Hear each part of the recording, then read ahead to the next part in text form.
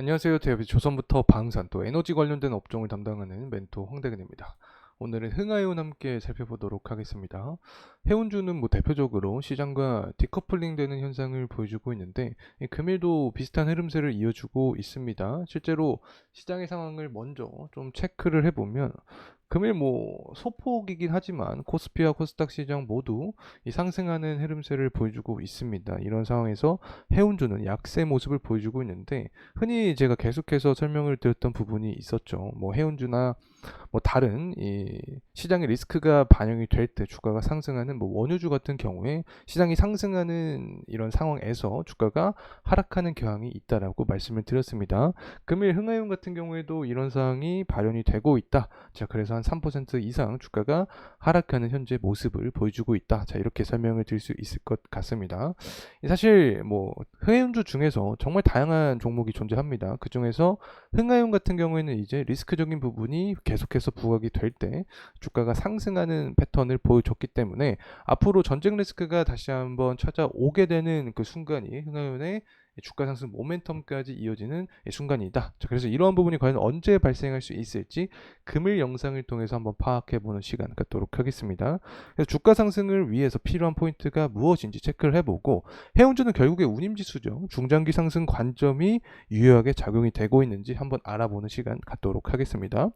그리고 마지막으로는 경기적인 상황을 이야기할 수밖에 없을 것 같습니다. 결국 경기와 함께 해운주의 주가도 상승하는 경향이 있기 때문에 관련된 지표의 흐름세 체크를 해보면서 디테일한 부분 잡아가도록 하겠습니다. 구독과 좋아요 부탁드리고 금일 영상도 끝까지 시청해주시면 감사하겠습니다.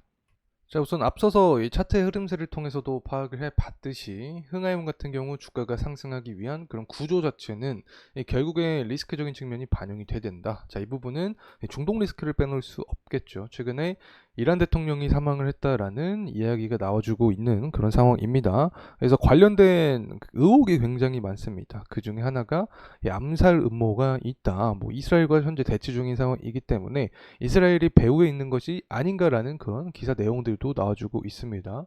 사실 정확한 부분은 우리가 알 수 없겠죠. 하지만 이러한 사항을 통해서 해석을 할 수 있는 부분은 결국에 중동에 대한 리스크가 부각이 되면서 아직도 부각이 되고 있다. 그래서 이 대선 앞두고 이 정치적인 일정을 앞두고 이런 전쟁 관련된 기사와 내용이 계속해서 나올 확률이 높다. 자, 이렇게 되면은 결국에 시장의 공포감 형성이 되면서 흥하해운의 주가도 상승 탄력을 받을 수 있게 되는 거죠. 자, 그리고 나서 이런 시장의 리스크적인 측면, 수급적인 측면 이외에도 우리가 살펴볼 수 있는 지표 자체가 있는데 BDI 지표죠. 발틱 운임지수라고도 하는데 이 부분은 결국에 경기 선행 지표입니다. 그래서 경기가 회복되는 모습을 보여주고 물동량이 증가를 하면 이 발틱 운임지수가 증가를 하는데 이 보라색 선 흥하해운의 주가입니다. 그리고 지금 체킹하는 게 발틱 운임지수인데 이 발틱 운임지수가 흥하해운 주가의 선행에서 먼저 움직이는 경향이 있습니다. 그래서 주가의 선행 지표로도 쓰일 수 있고 경기 선행 지표라고도 한다는 점 말씀드립니다. 그래서 앞으로 발틱 운임지수의 이 상황에 따라서 흥하해운의 주가도 변동성이 존재할 수 있다는 점 참고로 말씀을 드립니다. 최근에 발트금 지수가 좀 하락을 했죠. 한 10%가량 하락한 모습을 보여주고 있는데 그 원인에 대해서는 결국에 소매 판매가 조금 예측치보다는 하락한 모습을 보여줬습니다. 예측치가 3.7% 그리고 실제가 2.3%가량 나온 상황인데 소매 판매가 안 나왔기 때문에 경기가 좀 좋지 않은 모습이 아닌가라는 그런 심리가 반영이 되면서 비디아 지표도 하락했겠죠. 비디아 지표가 하락하니까 흥하해운의 주가도 하방 압력을 받았다. 자, 이렇게 말씀을 드릴 수 있습니다. 하지만 중장기적인 관점에서 이 부분이 지속이 될 것인가를 생각을 해보려면 결국에 원자재의 흐름을 좀 살펴봐야 됩니다. 철강석 가격 같은 경우에는 최근에 굉장히 반등한 모습을 보여주었죠. 117달러 정도의 수준을 보여주고 있는 상황입니다. 특히 비자 지표는 철강석에 대한 수요가 증가할수록 운임지수가 상승할 수 있다라고 말씀을 드렸는데 이렇게 철강석 가격이 상승한다라는 측면 자체는 결국에 철강석에 대한 수요가 증가하고 있다. 자, 이 부분을 또 해석을 해보면 경기가 살아나고 있다라고도 해석을 할 수 있겠죠. 그래서 아직까지 원자재 가격이 그렇게 꺾인 모습은 아니기 때문에 중장기적인 흐름세를 봤을 때 물동량 증가 그리고 운임비 상승까지 아직까지 볼 수 있는 그런 구간이다. 자, 이렇게 볼 수 있습니다. 이제 그리고 나서 이제 제조업 지표를 보려고 하는데, 일단 미국 같은 경우에는 6월 3일 날 제조업 지표가 나옵니다. 예측치보다 실제가 높게 나와주면 당연히 땡큐겠죠.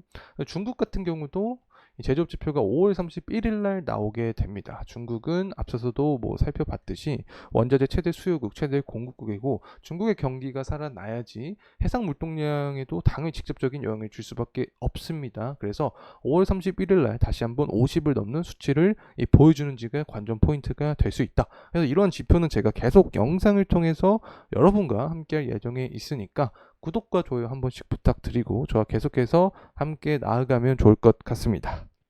자, 이제 가격적인 측면 함께 살펴보도록 하겠습니다. 영상 초반부에 차트적인 흐름세를 살펴봤지만 행하용 같은 경우에는 굉장히 비슷한 패턴이 존재를 했었죠.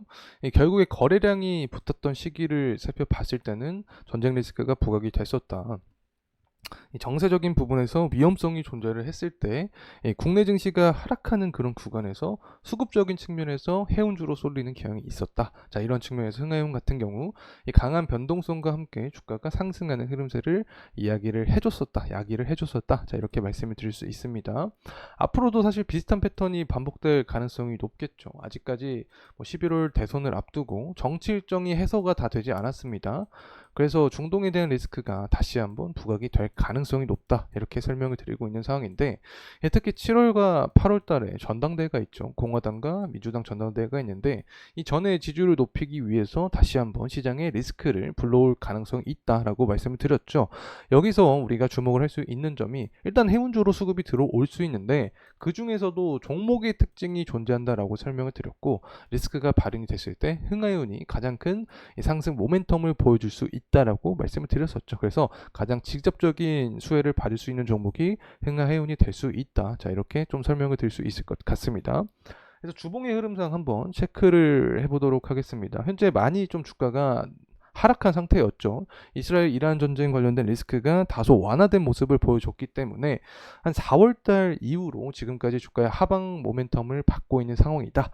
자, 이렇게 말씀을 드릴 수 있을 것 같습니다. 어쨌든 주가가 조정세가 나오고 있고 하락하고 있기 때문에 일단 21선과 121선에서 다시 말하면 21선이 아니라 61선이죠. 61선과 121선에서에 대한 지지 여부가 먼저 나와줘야 된다. 그래서 이 구간에서 지지가 나와주면서 재차 상승하는 모습을 그려봐야 되는데, 이런 상승 모멘텀으로 생각을 해보면 결국에 앞서서 말씀드렸던 이 전쟁 리스크가 있다. 여기에 더해서 운임지수의 상승이 있겠죠. 운임지수 같은 경우에는 자연스럽게 이 경기가 회복되는 모습을 통한 물동량 증가, 자, 이런 구조가 만들어지면 운임비가 상승을 하겠죠. 자, 그리고 나서 전쟁 리스크가 부각이 되면 호르무즈 해협, 이란 밑에 호르무즈 해협이 있죠. 이 부분을 봉쇄하겠다라는 이슈가 나와주면 또 운임비 역시 상승할 수 있습니다. 그래서 지금 말씀드렸던 이 두 가지 측면에서 상승 모멘텀을 받을 수 있는데, 자, 그렇게 되면 유의미한 구간은 우선은 11선 구간과 21선 구간을 돌파를 할 수 있는지